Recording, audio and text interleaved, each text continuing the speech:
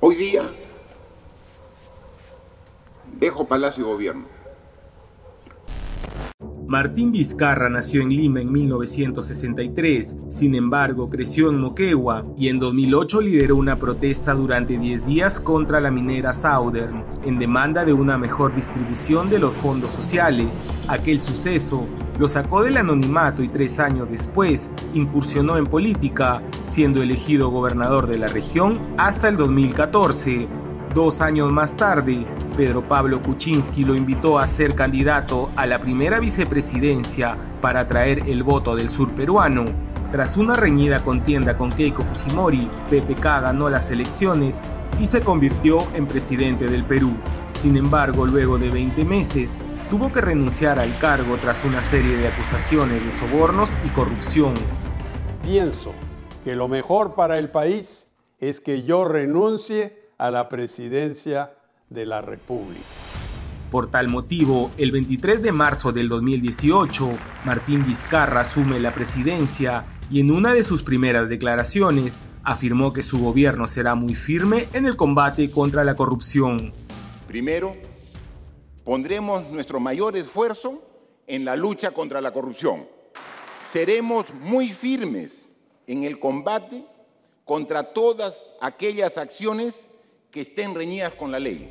De 57 años, este ingeniero provinciano asumió las riendas del país para gobernar hasta julio del 2021, con el fin de completar el mandato de 5 años del renunciante Pedro Pablo Kuczynski.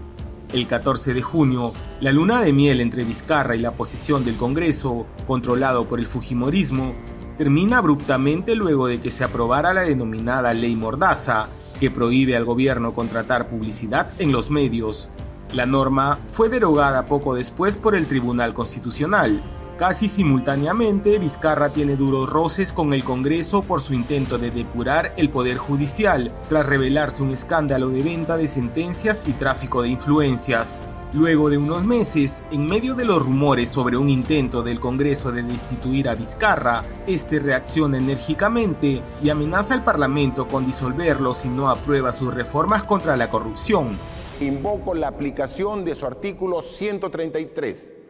Planteamos la cuestión de confianza al Congreso de la República para aprobar las 4 reformas constitucionales presentadas al Congreso.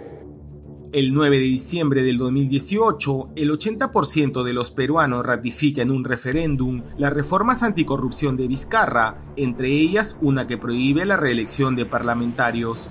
En su mensaje anual al país por Fiestas Patrias, Vizcarra sorprende al proponer recortar su mandato y el del Congreso, adelantando las elecciones del 2021 para superar la crisis institucional. Presento al Congreso una reforma constitucional de adelanto de elecciones generales que implica el recorte del mandato congresal al 28 de julio del 2020. El proyecto fue rechazado por el Parlamento, sin embargo la iniciativa marcó un quiebre con la vicepresidenta Mercedes Arauz. El 30 de septiembre del 2019, Vizcarra disuelve el Congreso cuando la oposición intentaba copar el Tribunal Constitucional, designando a nuevos magistrados.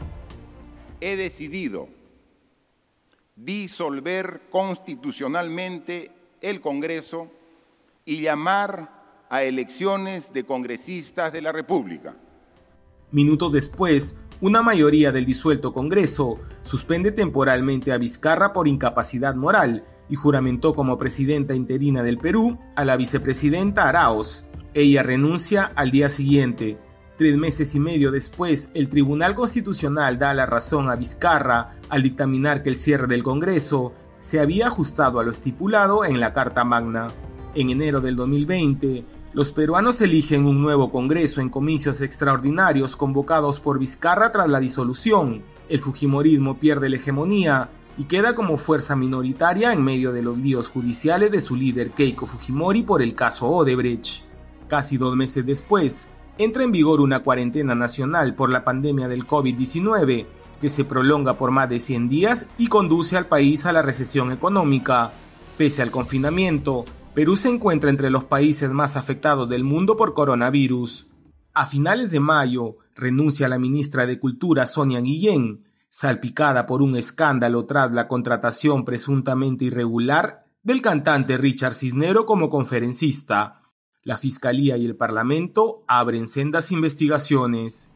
En septiembre, el legislador opositor Edgar Alarcón divulgó unos audios en los que se escucha a Vizcarra instar a 2 colaboradoras a mentir en las investigaciones de los cuestionados contratos con el cantante.